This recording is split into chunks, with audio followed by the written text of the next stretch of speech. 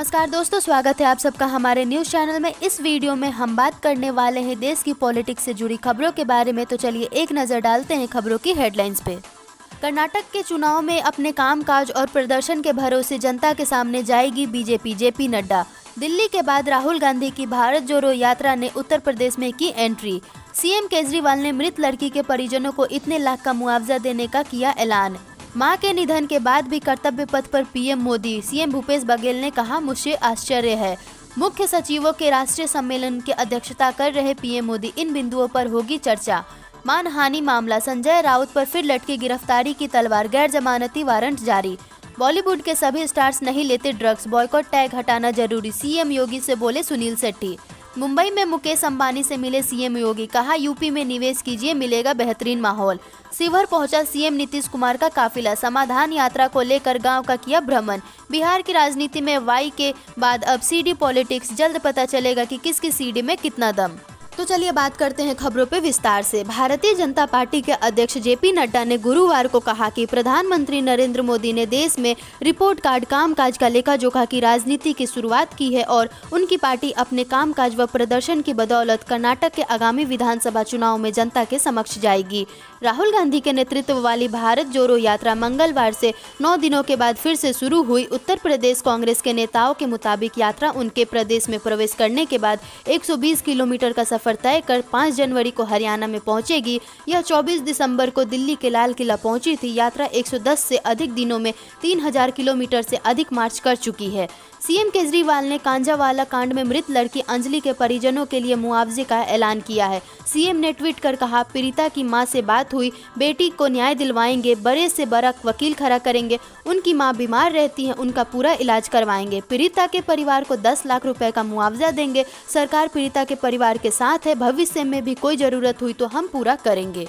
छत्तीसगढ़ के सीएम भूपेश बघेल ने पीएम मोदी से कुछ दिन पहले किए गए मुलाकात के बारे में जानकारी दी है। बघेल पीएम से तब मिले थे जब पीएम मोदी की मां हीराबेन का निधन हो गया था। पीएम मोदी ने कार्यक्रम नहीं टाले। इस पर बघेल ने कहा कि मुझे आश्चर्य हुआ, लेकिन जिसको काम करने का जुनून हो वो करता ही है। नहीं तो सामान्यतः हिंदू परिवार में जिस दिन 10 गात्र हो तो घर से नहीं निकलते, सभी रस्मों को निभाना होता है। लेकिन पीएम मोदी ने यह सब जिम्मेदारियां परिवार को सौंपकर अपनी जिम्मेदारी संभाली।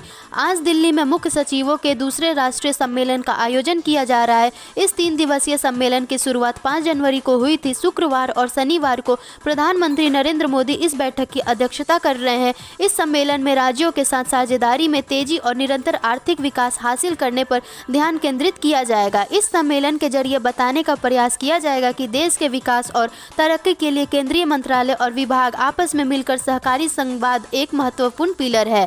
मुख्य सचिवों का पहला ऐसा सम्मेलन जून 2022 में हिमाचल प्रदेश के धर्मशाला में आयोजित किया गया था। किरीट सोमैया की पत्नी मेधा सोमैया की तरफ से संजय राउत के खिलाफ मानहानि का केस दायर किया गया था। मामले की प्रोसीडिंग्स में शामिल नहीं होने के लिए कोर्ट ने शिवसेना नेता संजय राउत के खिलाफ गैर जमानती वारंट जारी किया है। मेधा सोमैया ने ये दावा करते हुए अदालत का रुख किया था कि संजय राउत ने निराधार और अपमानजनक आरोप लगाया है कि वो और उनके पति मुंबई के पास मीरा भाईंदर इलाके में सार्वजनिक शौचालयों के निर्माण और रख रखाव से संबंधित 100 करोड़ रुपए के घोटाले में शामिल थे।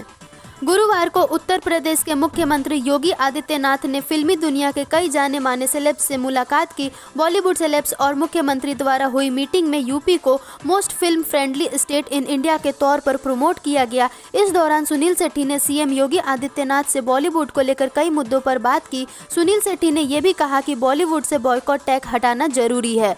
उत्तर प्रदेश में निवेश को आकर्षित करने के लिए योगी आदित्यनाथ की सरकार लगातार प्रयासरत है। सीएम योगी देश के प्रमुख उद्योगपतियों को प्रदेश में निवेश करने के लिए आमंत्रित करने के लिए खुद आर्थिक राजधानी मुंबई पहुंचे हैं। वहीं गुरुवार को मुख्यमंत्री ने मुंबई के होटल ताज में देश के दिग्गज उद्योगपति मुकेश अंबानी से मुलाकात की है।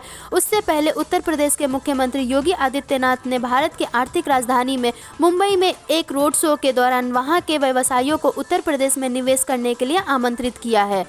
मुख्यमंत्री नीतीश कुमार की समाधान यात्रा शुक्रवार की सुबह शिवहर पहुंची। सीतामढ़ी से भारी सुरक्षा व्यवस्था के बीच सीएम नीतीश कुमार पिपराही प्रखंड के बसिया से एक गांव पहुंचे। यहां उन्होंने सरकारी विकास योजनाओं का जायजा लिया और ग्रामीणों की समस्याएं सुनी। इस दौरान सीएम ने जीविका दीदियों से भी बात की, गाँव में बने सड़क और नाले का निरीक्षण किया।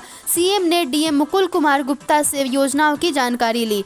राज्य का राजनीतिक परिदृश्य हर गुजरते दिन के साथ बेहद दिलचस्प होता जा रहा है। यहाँ तक नीतीश, कांग्रेस और प्रशांत किशोर की यात्रा वाली राजनीति ने कड़ाके की सर्दी में पहले ही काफ़ी गर्मी पैदा कर दी है। इसके बाद नेता अब मकर संक्रांति पर चूड़ा दही भोज की घोषणा करके राज्य की राजनीति में और हलचल पैदा करने में व्यस्त हो गए हैं। ऐसा लग रहा है कि बिहार की राजनीति में सीडी यानी चूड़ा दही पॉलिटिक्स में बहुत कुछ देखने को मिल सकता है। इस कड़ी में 14 जनवरी को ऐसी कई सियासी भोज रखे गए हैं। इसमें जेडीयू संसदीय बोर्ड के अध्यक्ष उपेंद्र कुशवाहा का भोज सबसे ज्यादा चर्चा में है। तो आज की बड़ी खबरों में बस इतना ही। देश दुनिया की तमाम बड़ी खबर से जुड़े रहने के लिए हमारे चैनल को सब्सक्राइब करें और ये वीडियो अच्छी लगी हो तो लाइक करना ना भूलें। धन्यवाद।